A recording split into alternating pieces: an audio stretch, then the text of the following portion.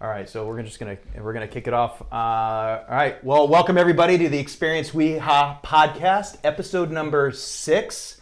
Today, Jeff Lovanio here with Mr. Ryan Keating. Welcome everyone. We have two great guests in here that have been a staple for the town of West Hartford. Your family. We got Billy Grant III and Billy Grant IV here. What's better than one Billy Grant? Two. Two Billy Grants the price of one. In the studio today. Awesome. All right. And so kind of just to kick it off, growing up in West Hartford, the Grant's restaurant, Bricco, were always the best place to go. Our agency has hosted our Christmas dinners, holiday parties at Grant's for a long time. And how do you maintain that quality of service? But take us back to how'd you get into the business? Well, I started in the business much like Billy did as well, in a family-run business. My father had hot dog hamburger restaurants growing up, so I grew up in a fast food restaurant. Went on to college and decided I wanted to stay in the restaurant business. And then my father passed when I was a junior in college, and I went on to work with my uncle who had a successful restaurant out in East Windsor. And that's really where I fell in love with food. Okay. And then so from there, I went to the Max Group. I worked at the original Max on Main. I was the opening chef at Max Amoy in Glastonbury, and then my two brothers had landed a spot in West Hartford. They did a bagel shop on Farmington Avenue many moons ago.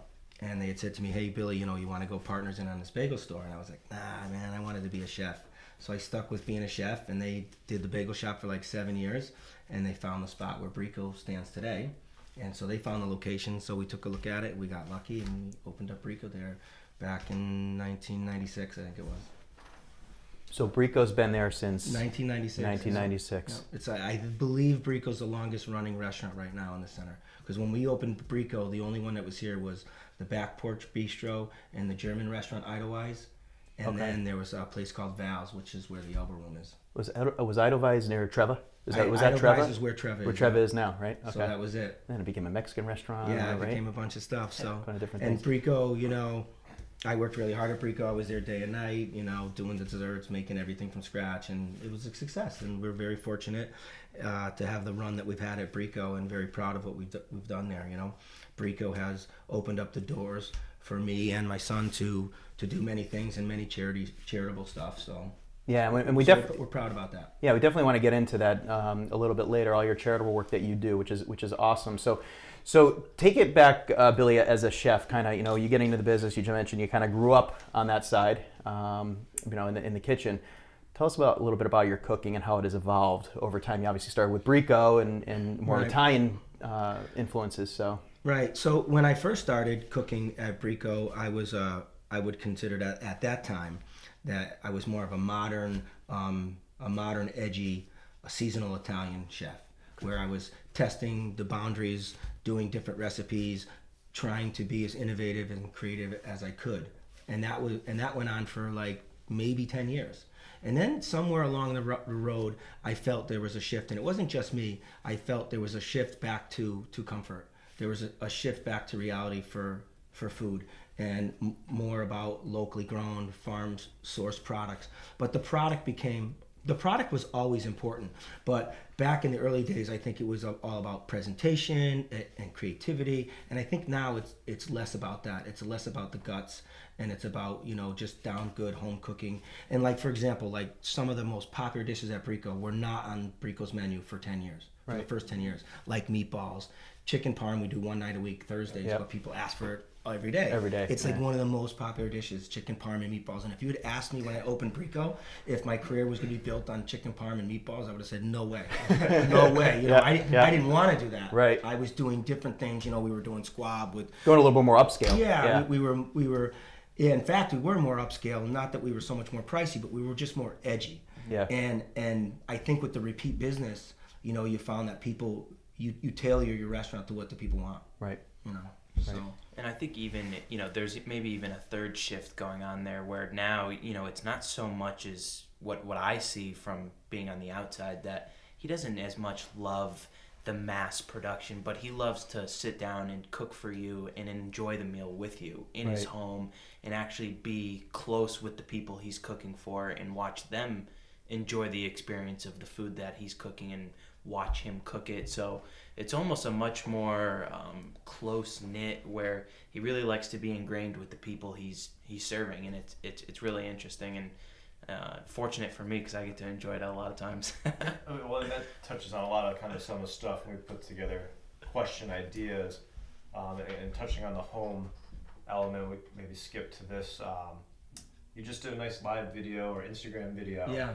In your Caught home. that yesterday. Yeah, that was yesterday. Yeah. That's going to come out for a December issue of, I believe, Hartford Magazine. It's an issue. It's not just myself. I think it's 5 other chefs, and it's things that they cook for their families for the holidays. And ravioli happens to be one of. I make them, every year for the family for Christmas Eve and Christmas Day. And a long time ago, we didn't do a lot of that at home. We never really ate at home a lot. Never I worked had too much. home cooking because he worked a lot. Yeah. And so now it's kind of allowed him to take a step back and cook for the people he loves, and it's awesome. Yeah. And I do a lot of like even tonight, I'm doing a dinner for 10 at someone's home in West Hartford. And ironically, this is not the greatest story, but I double booked. So I had 2 charity dinners on the same day. One was for the Children's Hospital and one was for Fighting Hunger charity. And I was like, and I didn't realize until 3 days ago that I had them double booked because I wrote the menu. I'm like, oh, that menu was already done. I already wrote that menu. They're like, no, we have another. What are you talking about? We have 2 dinners on the same night and they're both charities at someone's home. I was like, oh, shoot. So in the menus for those, do you kind of listen to what the guests want? A little bit of both. You talk to them and you tailor something that is kind of really delicious but middle of the road, and you have to take into consideration that you're in somebody else's home and you have to be careful of the technique and the equipment that you need to do it, because cooking at home is a little bit different than what you can do in the restaurant. So Who do you use, Billy? Who do you use as maybe your influences? Are you watching anybody else, or? I do. I still read a lot. I'm a big cookbook fan. I read magazines, and I just started recently, believe it or not, on the Instagram train, just to kind of keep pulse of what other people are doing. But I mean, there's chefs in the area that I admire. Tyler Anderson certainly is one. Yeah. James Wyman down at the Oyster Club in Mystic is another one. Yep. So I try to pay attention to what other people do, but I think I stick to my guts. I stick to my instincts of what I do well, and I've been fortunate that has worked for me along the road. It's worked for all of us. That's for sure. And you guys just had a very successful Taste of the Nation.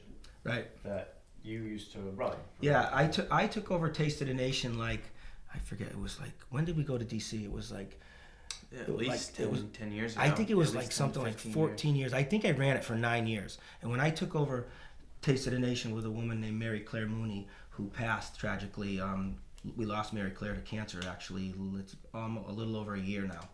I think it's around a year. And Mary Claire's the one that deserves an awful lot of credit for what Taste of the Nation and Share Our Strength has done for Hartford. Because Mary Claire brought the idea to me, and at the time, Taste of the Nation Hartford was only grossing like $23,000. And we took over Mary Claire in our first year. We went from 23 to 60 something thousand in the first year. And then the following year we jumped up over 80,000. And for those 7 or 8 years we were raising $80,000 to $90,000 a year for the hunger cause, and most of that money stayed right in Connecticut. So Mary Claire deserves an awful lot of credit there. And then Angela Patron took over, and Angela and I did it for 5 or so years, and now she's running it with Tyler Anderson. So yeah, it was a really successful year. This year we raised over 100,000. Wow. Yeah. Wow.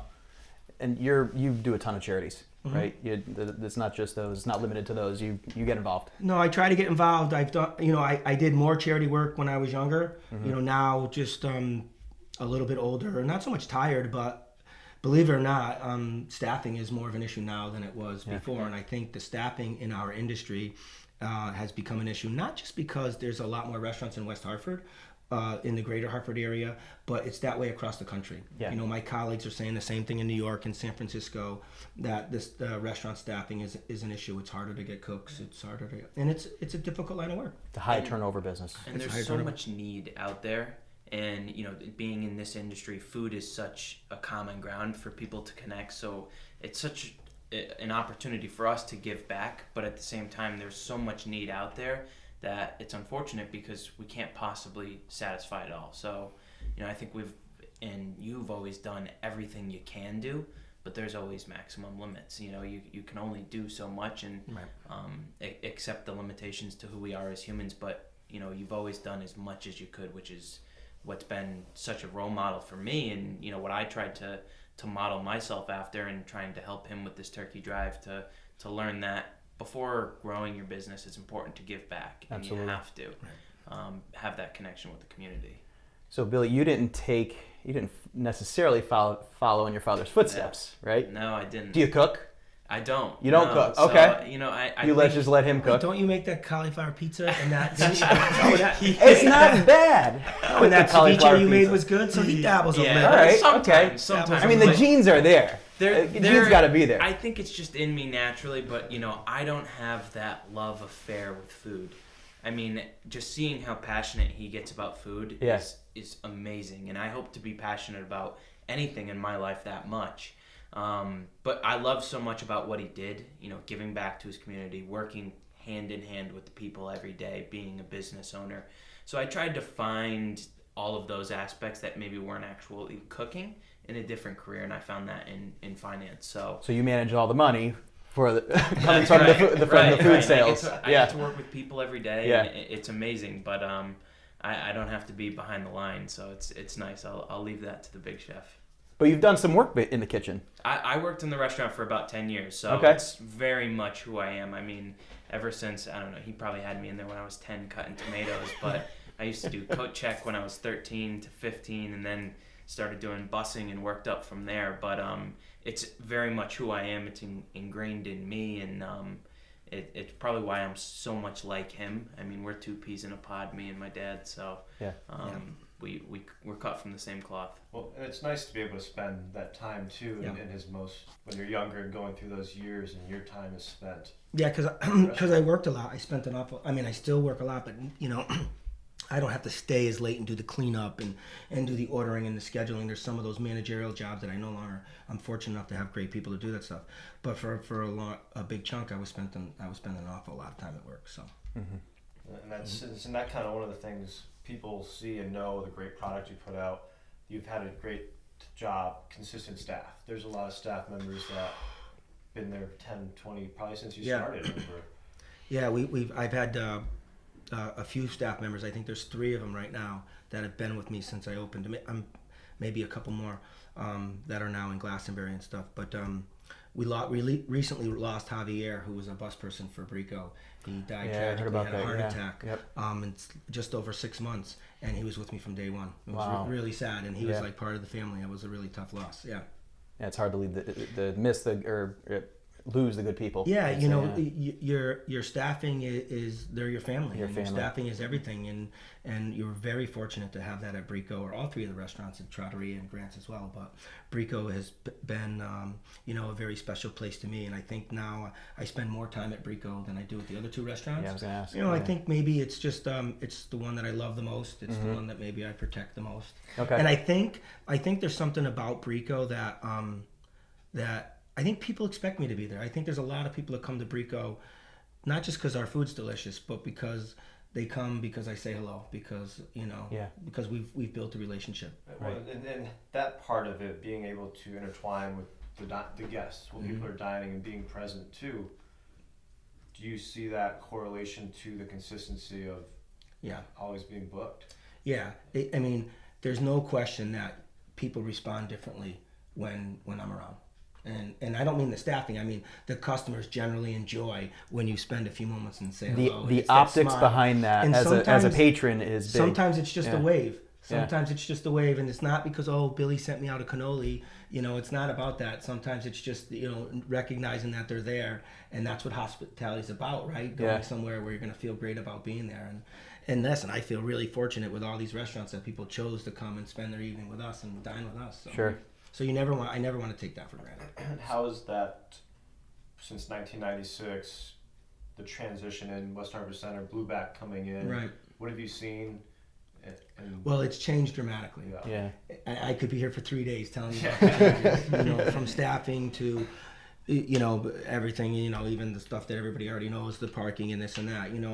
The town this is a great town. It's a great town to do business. I'm proud. I love this town. I love the center. But it's at a point now where there's a lot of restaurant seats. Let's leave it at that. There's a I lot. think once every 6 months a new restaurant's opening Yeah, up. there's a lot of restaurant seats now, and I think you have to ask yourselves, what really does the town need? And I don't know that it needs any more restaurants. There's quite a few They're going to this year. still open though. Yeah, they're going to still open, and I don't know if it's Amazon that is knocking out all the retailers or what, but yeah, businesses change, Yeah. and so protect what you have. Don't take your staff for granted. Don't take your customers for granted, and we never take the food for granted. So with that, do you feel that you need to be, I guess, air quote, competitive in a way? Yeah. Yeah. It's a good thing, There's nothing wrong with competition. Keeps you on your toes, yeah. But it definitely keeps you on your toes. Listen, the restaurant business, like Billy's career, I think as well, you can relate to the same thing. These are careers that you cannot sit on your hands and expect them to run themselves. You cannot not pay attention to them. You have to be in the moment with these businesses. I think that's Have you ever important. hit a point that was a setback, or you're worried? Was there ever a moment you're like, man, we gotta open the doors, or we might not be able to? I think, the state of the center now, and I don't want this to come off as a negative pitch, but the state of the center right now with the amount of restaurants, I think we're in that spot of really needing to pay attention to my overhead, my labor costs, my food costs, because listen, there is a ton of competition, and we are very fortunate. We are doing very well, but you're not as busy as you are early in the evening. You're not as busy as you are late in the evening, and we're not on those waits. Bricco for years was on a 45-minute to 2-hour wait every night. We'd go in and then you get bar traffic. Yeah. People want to wait, they'll put their name down, and now it's like, well, you can walk next door, which I is mean, not. knock on wood, our sales are not down that much, but we're not on a 2-hour wait every That's night. right. And Yeah. which I want to say, you can get a table at Bricco anytime you want now. That's It's not right. as hard to get a table. There was people who avoided Bricco because they couldn't get a table, Yeah. but that's not the case. Even on a Friday or Saturday night, we're not on monster Well, waits. what's nice then too, and taking that into a positive, it gives people more opportunity that might have thought Absolutely. for a while they haven't been there. So Absolutely. come back and dine at Bricco. Absolutely. One other kind of, and right across the street from you and us right now is the farmers market. Yeah. Does that ever tie into any? Yeah, I go to that market when I can, and they do a wonderful job. A lot of the local stuff I get from Glastonbury, so I drive because we have the restaurant in Glastonbury too. So That's we, right, yeah. We drive and I go to Goot Farm and Draggy Farm. Trattoria is the newest, Trattoria, right? 7 years we Trattoria started. is- Been there, yeah. Okay. So we do as much local, and then we get a lot from Arethusa Farm, Colgan Farm. So we get some of those farms to deliver. So. And I know you guys have coming up a dinner at a local winery. Yeah, that's at what's the winery that's at? Crystal Ridge Winery. So typically we've done, we started doing farm dinners, I don't know, maybe 5 or 6 years ago, and at Rose's Berry Farm in South Glastonbury, and it's people love it. It's just an awesome scenery. It's a good setup, The vibe is just awesome. You got a great view of the farm. Yep. So we wanted to match the demand and added one in for the fall weather. Hopefully the weather will be nice, but Crystal Ridge Winery is relatively new, and we know a lot of folks still haven't been there yet. So I think it's a great opportunity for them to check out the winery, which is beautiful, and have a great pairing with it from the food side. Yeah, so we're going to do like a little bit of a harvest theme. So. Great, and I see a lot. I'm seeing a lot, especially on social media, but a lot of the events that come across, a lot of collaboration. Yeah. With different types of, so not only restaurants collaborating, which is great to see, but collaborating with different types of just changing it up a little bit. So let's talk about that for a second. Social media, you talk about change. I think that's, and Billy said 3 shifts or something. The restaurant business probably had like 6 shifts since we opened, Yeah. But social media is definitely a big shift in the industry.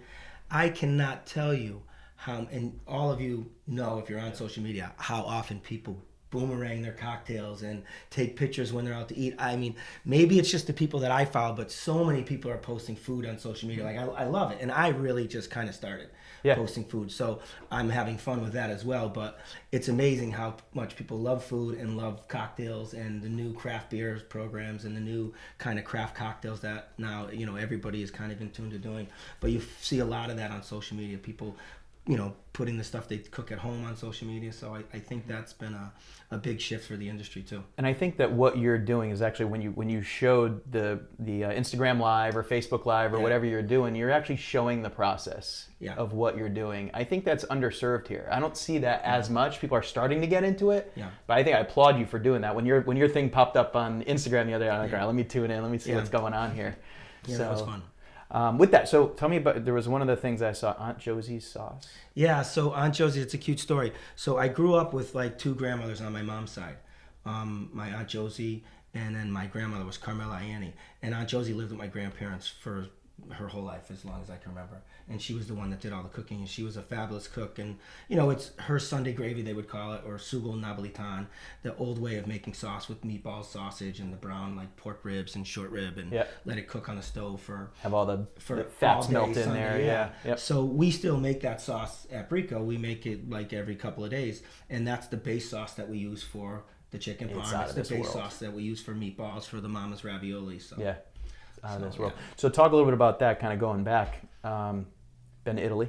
Been to Italy with 3 or 4 times. We went recently. What was it? Last June we went. Yeah, I'm all my life. He's told me he wanted to take me, and you know, he wanted to wait until we were 18 so we can enjoy wine and really appreciate the food. And you know, because back in the day we would just get pasta with butter and breadcrumbs at Bricco. We weren't the biggest eaters, but so he wanted us to develop a palate a little bit more and an understanding for culture. So for us to be able to experience Italy with him this past summer was amazing, and probably one of the best experiences us as a family have had in a long time. And it was nice too, because you go and you look at the menu, and I don't know Italian, so it looked like, you know, it was a foreign language to me. So it was just nice point to just at it, and it's say, gonna be "Dad, good." take the reins here, order the food," and the food just never stopped coming. It was a culinary experience, to say the least. So what parts of Italy were your favorites? I think my favorite is Florence. I think Florence, and the little time that we drove through Tuscany was beautiful. Yeah. I loved Venice as well. Yep. And Rome is spectacular for what Rome is.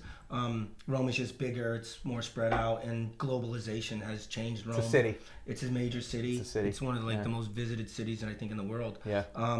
And you know, I'm not an expert on Italy, but there's definitely it's definitely a beautiful food culture. But I think you have to kind of source that out and find it. There's definitely spots in Italy that may not be the greatest Italian food, just like there's amazing food in New York City. Yep. Some of the best food in the world. But if you just throw a dart at it and think you're going to hit a good restaurant in New York, you know, the same thing can happen. Yeah. So I think, you know, trying to find those, you know, a couple of the good spots, and we were lucky enough to find what's the town, Trastevere we went. Trastevere, and that's great. Like an area in Rome. It's actually the old Jewish deli and Jewish ghetto, and that's the area where is known for having real authentic Italian food.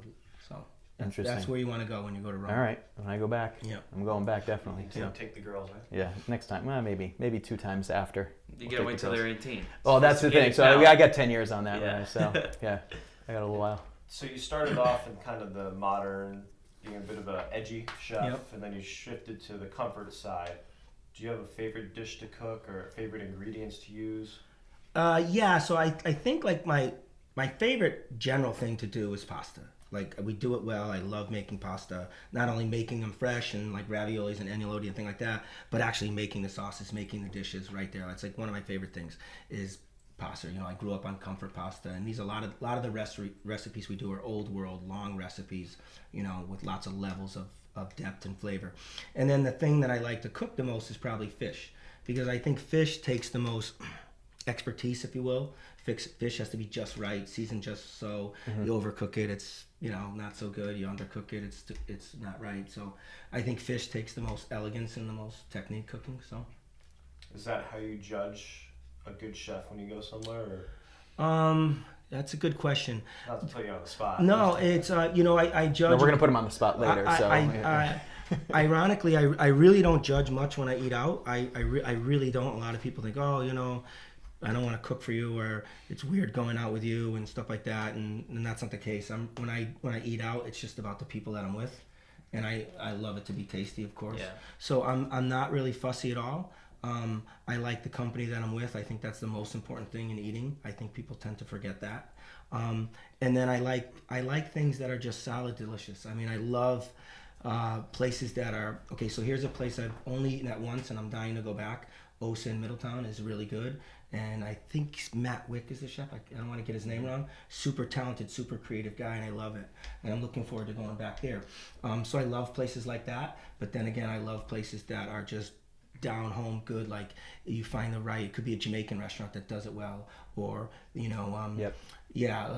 what is the one that Costa del Sol still does Spanish food really well, right? So I still love those kind of So you're not places. discriminating. You're not not at all, yeah. not at all. And I think too, being in the restaurant industry, you understand how hard the industry is, and things don't always come out perfect. So I think, being grown through the industry, we're really good customers. Yeah. Because if it doesn't go perfectly as planned, we get it because it's happened to us plenty of times. It's really interesting with social media. I saw a post the other day. Someone was kind of, having some empathy for the food, the food service industry, saying, if you have a bad experience, don't put it on Facebook. Just go see the manager, go see the chef, right? Right, I agree. Because one bad experience is the one that usually people talk about, and the one that spreads like wildfire. But doesn't mean it's going to be the same thing the next time you go. So for us as customers, we understand that, I think, better than most. But at the same time, we still very much, anytime we're on vacation or looking forward to dinner, I mean, that's always his main event, regardless of where we are. If we're in Jamaica and typically the person's main event is the beach, his main event is still going to be dinner. So he's always looking forward to. It's the oxtail. It's getting to that oxtail. 100%. Yeah. And then this is awesome. There's a lot of great things about food, and I mean, Yelp started for people to leave bad reviews. Yeah, I think it's the one. There's not a lot about the business that I don't like. Yeah. I think there's the one piece about the business I don't like is that kind of thing. And I love customers. I wouldn't be in this business if I didn't. But at the end of the day, it's just food. At the end of the day, it's an experience that you came to have a good time. So even if your steak is a little undercooked or something isn't just right, it's okay. It happens. It happens everywhere. And there's no way I can put out a perfect meal, even if I'm there every single minute every day. It's not possible to watch everything at all times. So people go to the movies and there's a bad movie, they don't ask for their money back, or they don't ban that actor and they're never going to go to another one of his or her movies again. You know? So yeah, I mean, it's an imperfect business. It's the experience, like you said. It's you're more about the people that you're with. Absolutely, and I think the that's food's a byproduct of that. Right. And then worst case, you got wine, right? Yeah. Always have wine. Always takes care of it. Billy, so look out maybe like 5 or 10 years from now. Like, what do you see as kind of next as you kind of look forward? Interesting question, because I'm at that point in my career of what is next for me. I'm 52. I've had Bricco for now 20-something years. I've been working hard really for 30 years. And I'm not looking to change that. I enjoy what I do. I think I'd like to do another venture. I'd like to do a different version of Bricco. It's just a matter of where I'd like to do maybe I call it, I don't know if this is even correct, a millennial version of Bricco, where it's maybe smaller portions, smaller like plates. Like a tapas style. Or like a tapas style, maybe a Bricco that doesn't have the $24, $26 entrees. That thing is more millennial driven, where everything is in the price range of $14, $16, more appetizers and things like that. It's just a matter of finding the right location and making the right business decision. Rent, building the property out, could we buy the building, what's the rent like, that kind of thing. Which is a trick in itself, like putting that situation together. The business, it has an awful lot of overhead. And at this stage in the game, to do it for fun is one thing, but you have to also consider all the costs that it takes to run these businesses. Absolutely. So it's a thought process that has to match. And with that, the millennial thing, we obviously, Billy and I, we met through some of the movements happening in the area that are trying to bring energy and younger people together. But I'm just curious your thought, millennial dining, kind of the people you're with, shareable plates. Is that kind of what you see the trend going? Yeah, I think so. I think shareable plates, smaller portions, getting more taste, more different variety without spending just $50. I'm exaggerating a little bit. $50 on some of these city entrees. You go to some of the restaurants in the city, steaks are $55. Sure. I think steakhouses are still running pretty strong, but I think the small plate and the faster casual places, I think, is where it's heading.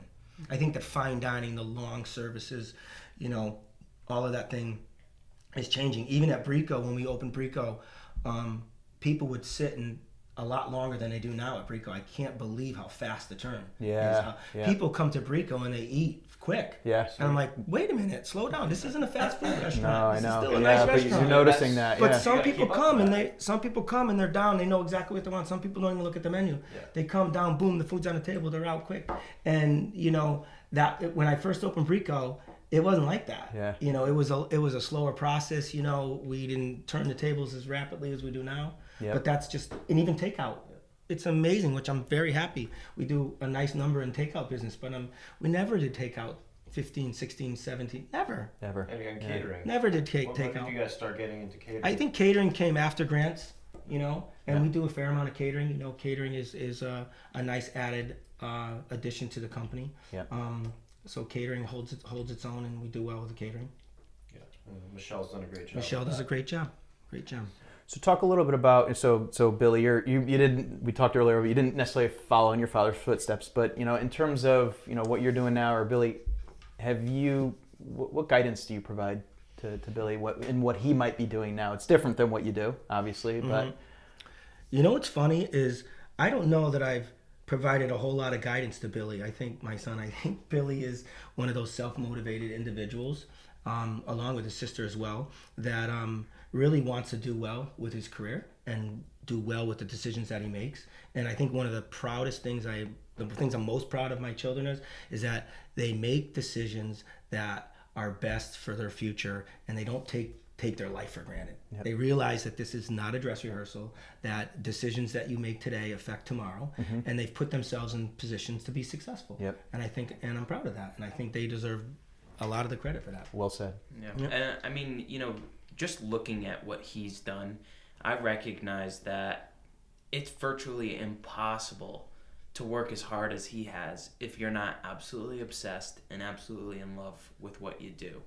So I try to find that in everything I do, and I think I found that, and that's what's so exciting about my career is that I truly do love it, and I enjoy what I do day in and day out. Really difficult at times. Everything is really difficult at times, especially if it's worthwhile.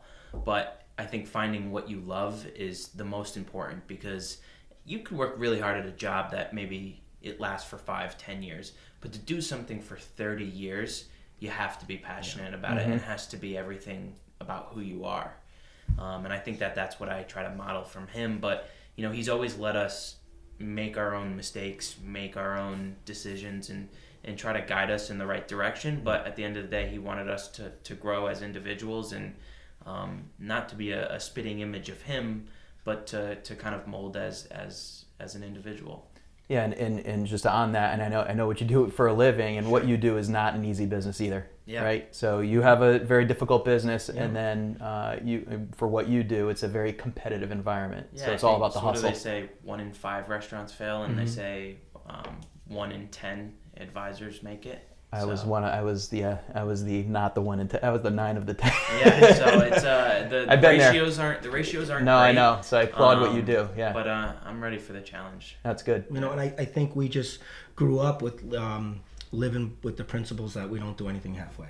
Yeah. If you're gonna put your name on it, if you're gonna put your word on it, you stand for something. Yep. And you really shouldn't do a lot of things halfway, and that's from parenting on down.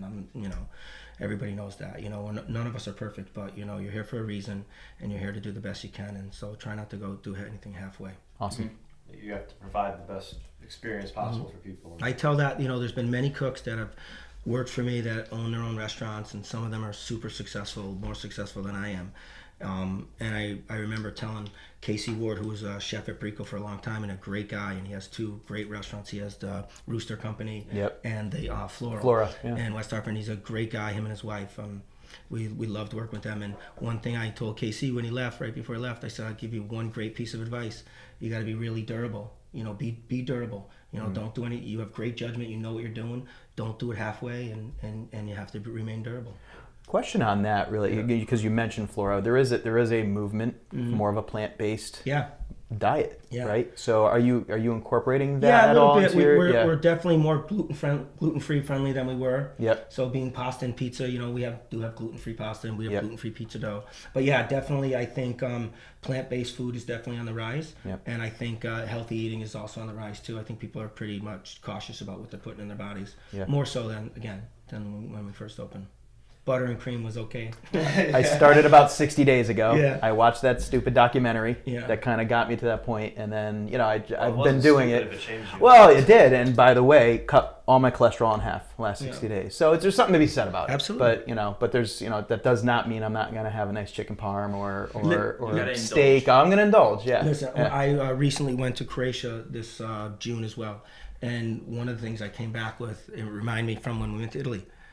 The difference in obesity in Europe it's different, shocking. really. You just don't see it. Yeah. I don't, and it can't be just that they walk, because they do walk. They walk a lot. Yeah. It just can't be. The answer can't be just, oh, there's less public transportation or whatever. People walk in the European cities. It has to be more than that. It has to boil down to processed food and high fructose corn syrup and everything. It has to be the answer. Yeah. Because the obesity is just not there. It's out of control. The diet is different.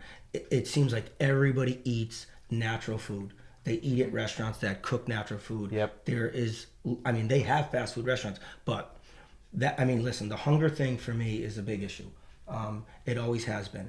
And part of hunger is that people who are suffering from food insecurities, they have to eat at dollar meal places. They have to go. Right. You can get more food in Jack's and chips and stuff like that, and dollar meals and Taco Bell, and I'm not knocking those restaurants, but it has to be the processed food that is damaging this American diet. That's very true too. Even going across the street to the farmer's market, and you're paying a higher premium, and that has to affect food costs too. You want to have the farm to table, you want to support local, but it's also things that come in a can. Most things you've got to read the label. They have sodium, they have corn syrup. Like, you can't use a lot of applesauce. stuff in there. Packed in there. You can't use applesauce from a can. I found one can in the basement at the restaurant. I said, "How did this get here? And where did this come from? And who might have ordered this?" And it was for some dessert that they needed apple butter for. And I said, "No, we're not." I've never had the applesauce at Bricco, so I'll just tell you that. It was some apple cake that we made a few years ago, and I said, "Yeah, this doesn't belong here." So talk a little bit about what's coming up, right? The holidays are coming up, and then we got the turkey drive, right? Okay, so yeah. tell us a little bit about that and how people can get involved. And Yeah. So the holidays are obviously my favorite time of the year, and I think it's an exciting time for a lot of people. But it gives us a time to step back and give back and to help those who maybe are not as fortunate as us. And one thing that's been near and dear to, I think, everyone in our family's hearts, but specifically my dad for a long time, has been ending hunger. And I think it's obvious as to why he's connected to that.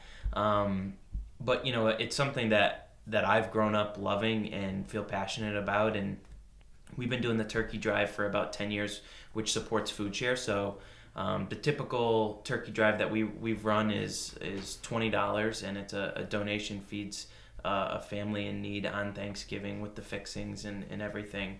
And it's amazing how far that money can go. Yeah, it is. It really and so our goal this year is 1,200 turkeys, so 1,200 families. Okay.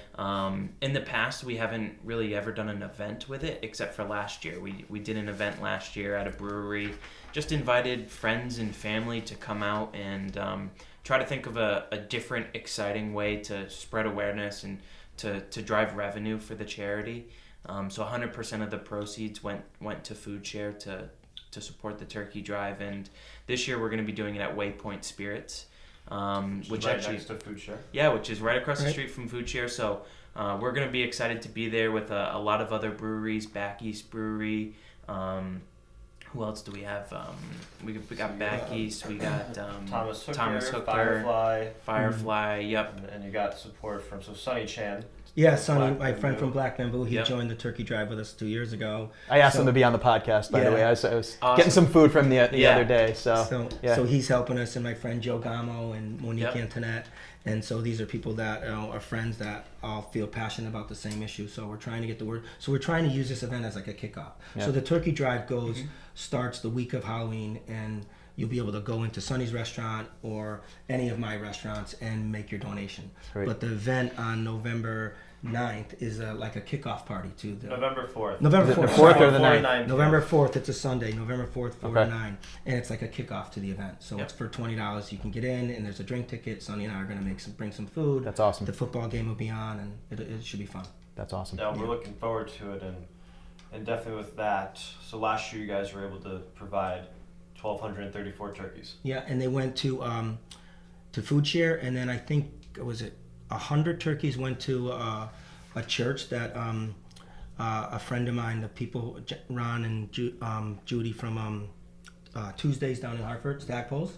So they take some turkeys and they donate them to a church. And then I think 300 go to the Hartford Youth Athletic League. Wow. So, and then any extra money, I think it was maybe $1,000, $1,500 that was extra, that all that money went to food share. That's great. Because some donations will come in the last couple of days before Thanksgiving. Because you have to meet. The reason we have to start early is because you have to get the turkeys. You can't wait to the last minute, Right. Because the turkeys won't be available. Right. So right. I think it was 2 years ago. People end up were getting ham instead of turkey. So we don't want that to happen. We want to Right. get out in front of it and get enough Turkeys on Thanksgiving. and have enough time Yeah. to get enough turkeys to the families. And Ham is for Easter. right. Ham is for Easter. Do you see and the desire for hunger, or the necessity to help with that? Obviously, the holidays, Thanksgiving is a big time that people feel generous and know what's going on. But how during other times of the year? Listen, there's a need all year. Yeah. And we actually Yeah. did an event in early, was it August, Billy? And I think we raised $13,000. I had some chefs come to the restaurant. We took a night at the That restaurant. was fantastic. Yeah, you were there, right? Tyler Anderson Food was chain. there, and Yep. Nick Mancini, and Yeah, KC, KC, yeah, and Passad and Jeffrey Lazat from Present Company. And I said, guys, you want to get together? Because Hunger Awareness Month is actually September. So we did it like it was the end of August. I said, and let's try to, take a day, and we raised $13,000 for food share. Because that's important. They need the money, too. Yeah. They need the money just as important as they do the turkeys. That's right. Yeah. But the turkeys are really good hitch. And the thing I love about the turkey drive is you give us $20, it's going to help a family. And it creates a story, It's too. going to help Yeah. a family. Yep. It's providing a turkey. Yep. And I Yeah. love And it's local, and Yeah, it's totally. not expensive. I mean, it's $20, Yeah. and Right. so even with a lot of my friends, back when I was in college, I would talk to my friends, be like, come on guys, like it's $20, like Yeah. you're gonna feel good about it, and it's such a great opportunity to give back, and no better excuse to do it than during the holidays, I think. And what's also awesome, I really love food share and being able to give back to them. It's a lot of fun to go and be on site and help sort food. That's a big need that they have as well. Yeah, so at Ameriprise, we actually do our National Day of Service at Food Share. So this just kind of worked out perfectly that I ended up working for a firm that already had a connection with Food Share. So for years, my office has been going to Food Share to sort the food, because maybe we can't support from actually cooking or raising, but for compliance, but we can support with our hands in sorting. So it's awesome to kind of see the two parts of my life, my work and my family, combined, and they've met right in the center at Food Share, and it's really amazing. And on the millennial side, that was something that the future leaders of West Hartford group, Flo, was able to give back and do the Yep. hands-on active sorting, and that's nice. One other thing that popped up in my head when you were mentioning some of the chefs that have come through and worked for you and been on to be more successful, which, what is success, right? But are there any other, you start with the Max group, so it's a very similar trend that people start somewhere and you get to work behind some amazing people and learn from them, and then go on to do your own thing. Right. How does that make you feel to see them? Super proud of that. Super proud of that. And there's been quite a few. Nick Mancini's another one that has done really well. Jamie Bissonette, who's almost a household name, is a super celebrity. Does a lot of TV stuff and has successful restaurants in Boston, New York, and even Dubai. Worked for us. So yeah, It's great. It's comforting to me to know that I've made a difference in people's life. Adam Greenberg's another guy who's super talented, and has done very well with his career. So Is it Barcelona? That was Barcelona, Barcelona, right? Yeah. I think he's won Chopped a couple times. Yeah. And it's not just cooks too, you know. I mean, we've had a lot of great people. You know, Sarah Maloney's one of them, who's moved on to be very successful. And you know, I think it's working with someone like him where he really is a mentor, and he was a mentor for me and for a lot of people, and he allowed people to grow within them. You know, he never held people down because he didn't want them to leave and go open up their new restaurant. You know, he was always so supportive of that and follow your dreams, because he understood what it meant to him back, excuse me, back in the day. And I know that he wanted to have people grow underneath him and have that similar experience where they felt that they could leave and branch out and spread their wings and were supported by him, and not, you know, that he was frustrated by them leaving. Which sometimes is hard, because of course we don't want to lose our good people, you know. So it's bittersweet, but you gotta let them fly sometimes. Yep. Gotta let them go. So, unless you had any other questions, Thousands, but I know we could keep going. We want to respect your time. I know you guys got to get moving, but we do ask a final question, putting you on maybe on the spot a little bit. But you know, you're gonna have a meal in West Hartford. You're not gonna eat at Grant's or Bricco. Okay. Where are you gonna go eat, and what are you gonna have? And this goes to both of you. If I had, it has Favorite to be, dish, favorite has to be in West Hartford. Yeah. I think I might go down to Cook and Bear for ribs. Okay. All right. Yeah. Ribs down there. Some sticky pretty, ribs pretty down at sick. Cook yeah. and Bear. Yeah. Yeah. All right. Cooking the bear. All right. What That's about you, tough. Billy? I was gonna go the same direction, but you know, whereas I also love is Barcelona, and I think it ties back to that millennial.